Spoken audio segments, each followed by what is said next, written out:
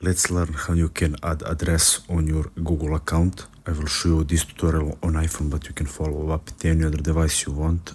So without any delay, let us start by opening your Gmail application on your phone, or you can also go to Google website. It really doesn't matter.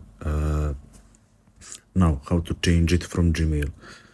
Okay, so you'll have to click on your profile icon, and when this bar appears, click on add another account and this human plus icon.